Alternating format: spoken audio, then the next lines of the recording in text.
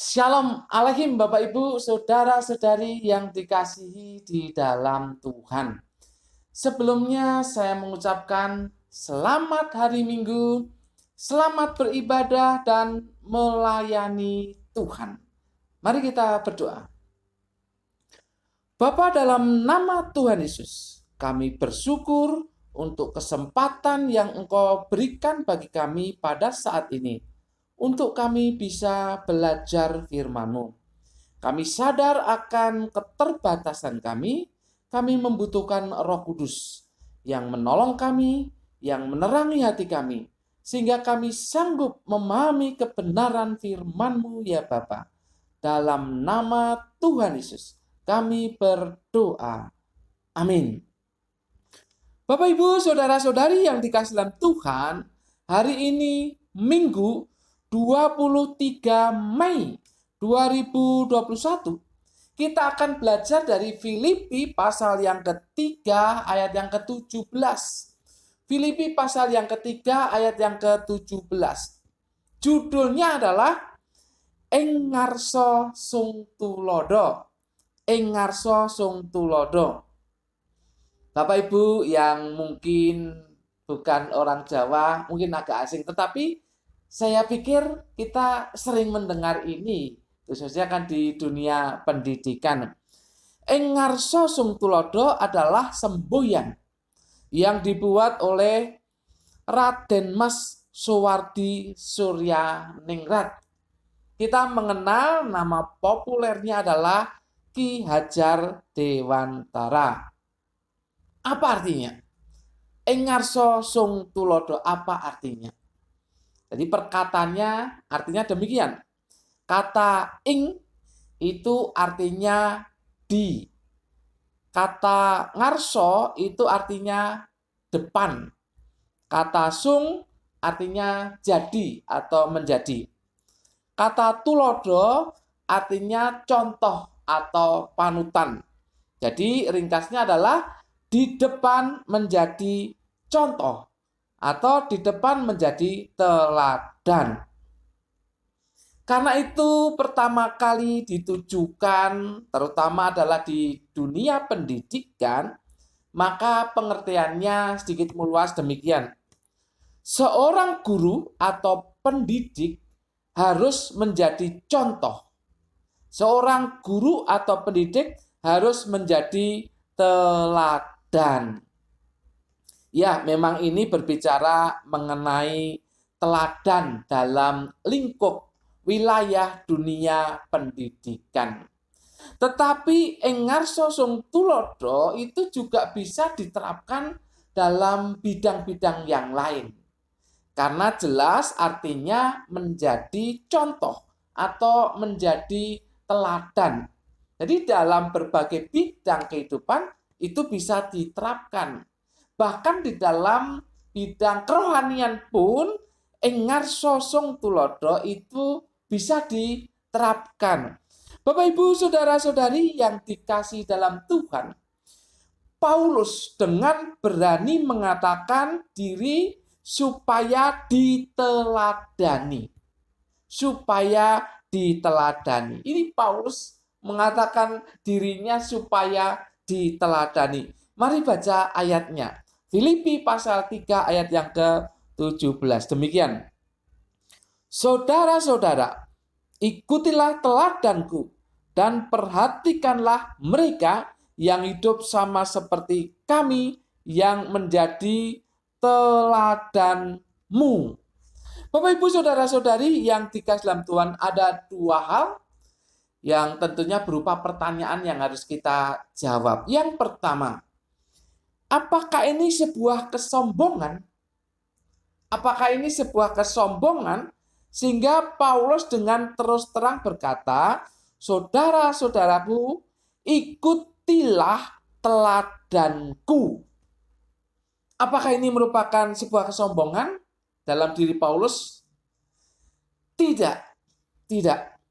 Bapak Ibu, kalimat ini bisa disejajarkan dengan 1 Korintus pasal 11 ayat yang pertama. Saya bacakan. 1 Korintus pasal 11 ayat yang pertama. Demikian. Jadilah pengikutku sama seperti aku juga menjadi pengikut Kristus. Jadilah pengikutku sama seperti aku juga menjadi pengikut Kristus. Ini sejajar kalimat ini ya. Jadi kalau memakai bahasa saya demikian kalimat di Filipi 3 ayat yang ke-17 ini. Ikutilah teladanku karena aku sudah mengikuti teladan Kristus. Ikutilah teladanku karena aku sudah mengikuti teladan Kristus. Apalagi dalam konteksnya ini sangat mendukung. Mari perhatikan Filipi 3 ayat yang ke-18. Karena seperti yang telah kerap kali kukatakan kepadamu dan yang kunyatakan pula sekarang sambil menangis, banyak orang yang hidup sebagai seteru salib Kristus. Banyak orang yang hidup sebagai seteru salib Kristus. Seteru salib Kristus itu berarti bertentangan vs ya, lawan dari para pengikut Kristus yang menjadikan Kristus sebagai teladan.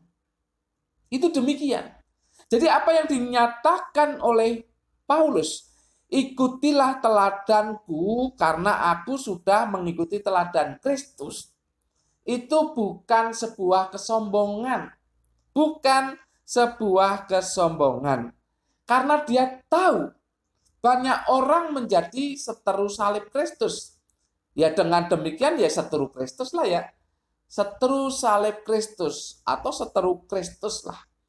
Bapak Ibu, kalau demikian Paulus ingin menegaskan kepada khususnya penerima surat ini untuk hidup kontras dengan orang-orang yang menjadi seteru salib Kristus, yaitu hidup meneladani Kristus. Nah, karena dia sampaikan, dia ajarkan, dia khotbahkan kepada jemaat ini, dan dia lakukan, maka Paulus katakan, ikuti teladanku.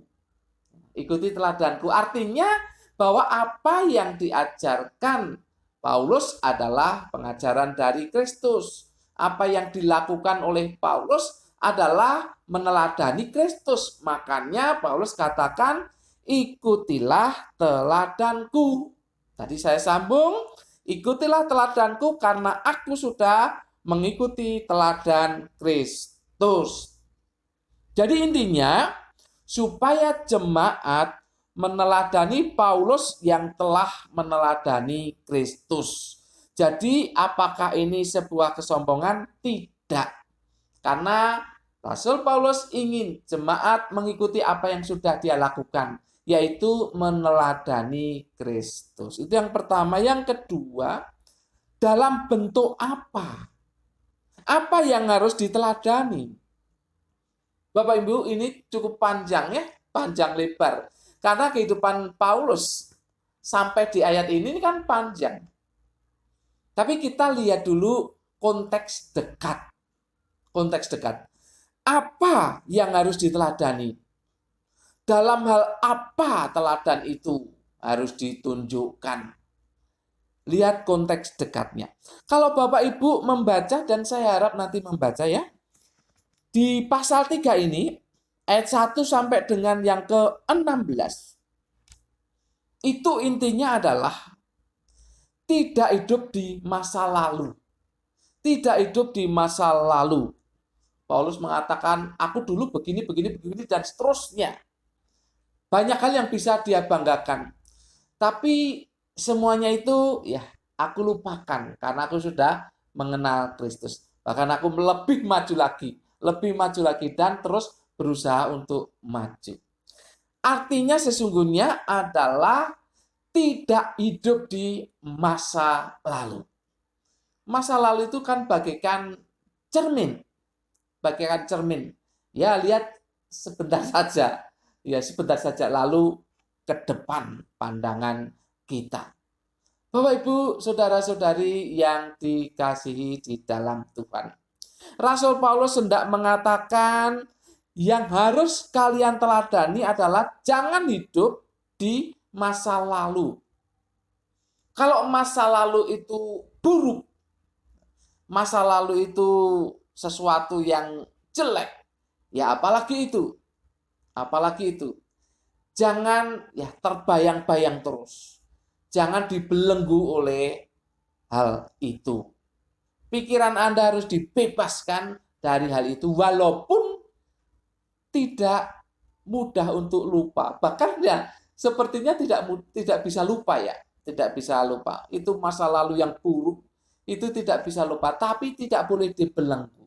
Karena Paulus ingin supaya mereka jemaat meneladani Paulus, yaitu tidak hidup di masa lalu.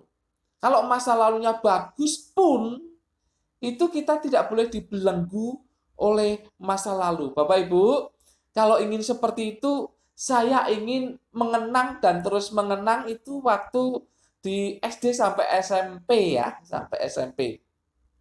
Di mana Tuhan berikan berkat luar biasa dalam hal intelek ya, dalam hal pendidikan. Ya, saya selalu ranking itu dari kelas 1 SD sampai kelas 3 SMP itu selalu ranking. Bahkan seringkali ranking 1. Ya kalau mau hidup di masa lalu senang sekali ya. Membayangkan dulu bisa ya orang lain kalau pas dipanggil yang juara 1 siapa lalu tepuk tangan, wah orang tua bangga sekali. Senang sekali hidup di masa lalu. Tetapi itu masa lalu. Tidak boleh membelenggu kehidupan kita. Itu masa lalu. Yang indah masa lalu, ya, biarin saja. Itu jadi cermin atau spion. Lihat aja sebentar. Untuk kemudian hidup mengarahkan diri ke depan. Jadi Rasul Paulus bisalah bangga. Saya ini orang Benyamin. Saya ini orang Ibrani. Ya, saya dalam kegiatan keagamaan saya sangat taat dengan agama saya. Wah, banyak sekali yang bisa dibanggakan. Dia orang Farisi yang pinter sekali. Jadi banyak yang bisa dia banggakan. Tetapi dia tidak mau hidup di masa lalu. Biarin, itu masa lalu. Dan sekarang harus menuju ke masa depan. Hidupi sekarang untuk menuju ke masa depan. Jemaat harus meneladani Paulus dalam hal ini. Mereka tidak boleh dibelenggu oleh masa lalu. Mereka tidak boleh hidup di masa lalu. Mereka harus hidup nyata di hari ini dan selanjutnya ke masa depan. Itu yang pertama. Yang kedua, konteks yang masih dekat adalah di dalam pasal 1 ayat 22, Paulus dengan tegas mengatakan kalau dia hidup itu harus hidup memberi buah. Tetapi jika aku harus hidup di dunia ini, itu berarti bagiku bekerja memberi buah. Bekerja memberi buah. Hidup yang menghasilkan buah. Itulah teladan yang harus diikuti oleh jemaat di Filipi. Hidup yang menghasilkan buah. Banyak sekali ya buah-buah yang sudah dihasilkan oleh Paulus. Berapa jemaat yang Tuhan izinkan untuk dia dirikan? Berapa jemaat?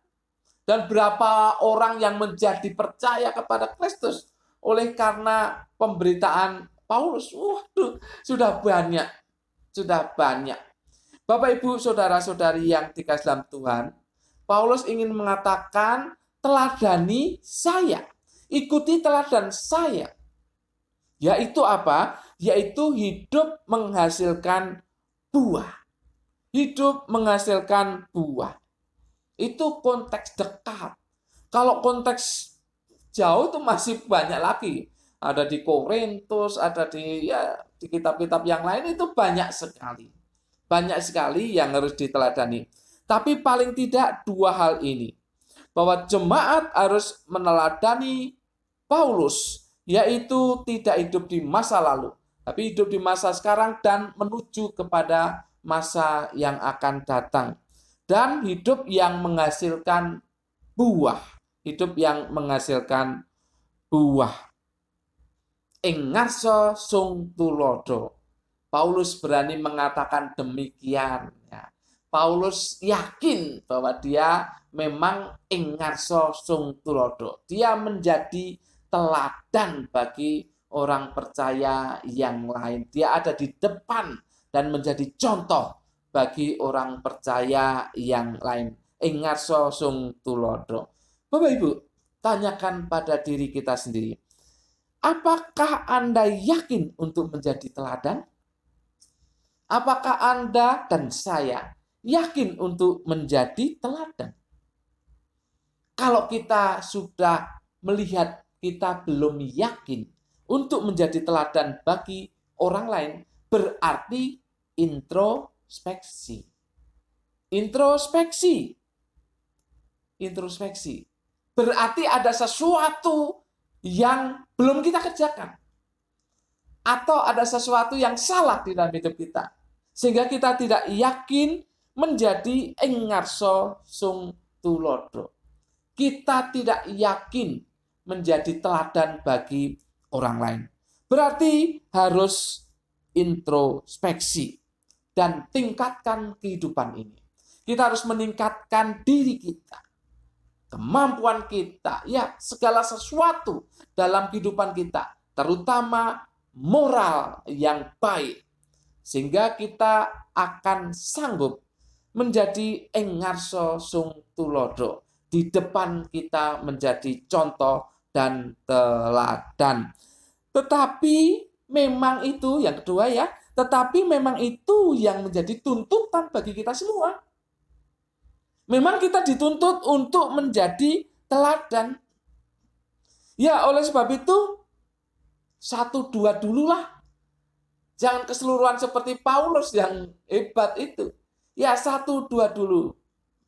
Mungkin Bapak Ibu mengatakan, ikutilah teladanku dalam kerajinan untuk mengikut Tuhan. Misalkan begitu.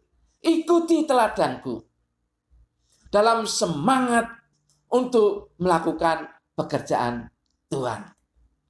Ikuti teladanku dalam kejujuran.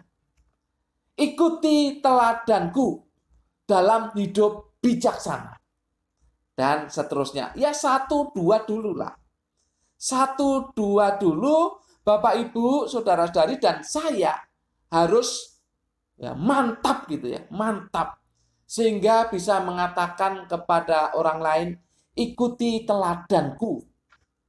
Ikuti teladanku. Ya, dalam banyak hal. 1-2 dulu. Pasti bisa. Pasti bisa. Karena itu tuntutan. Tuntutan. Ingat, ing ngarsa sung tulodo. Bapak Ibu harus berada di depan untuk menjadi teladan. Bapak Ibu saudara-saudari yang dikasihi dalam Tuhan, kalau di dunia pendidikan atau di dunia sekuler yang lain, ing ngarsa sung tulodo itu merupakan sebuah kewajiban, merupakan sebuah tuntutan. Apalagi dalam kehidupan kita sebagai orang percaya. Ing ngarsa sung tulodo. Saya ingin mendengar ada kata-kata itu dari Bapak Ibu saudara-saudari. Walaupun saya katakan tadi 1-2 dulu. Tidak semuanya. Mungkin akan sulit. 1-2 dulu. Saya ulangi. Jadilah teladan. Ing ngarsa sung tulodo. Karena itu tuntutan bagi Anda dan saya sebagai orang percaya yang meneladani Kristus. Amin. Mari kita berdoa. Bapa, dalam nama Tuhan Yesus, terima kasih untuk firman-Mu. Roh Kudus sudah memberi penerangan kepada kami sehingga kami paham. Mohon Roh Kudus juga menolong kami untuk kami merenungkan dan melakukan firman Tuhan ini. Terima kasih Bapak. Dalam nama Tuhan Yesus, kami berdoa dan mengucap syukur. Semua yang percaya katakan amin. Tuhan memberkati Bapak Ibu saudara-saudari senantiasa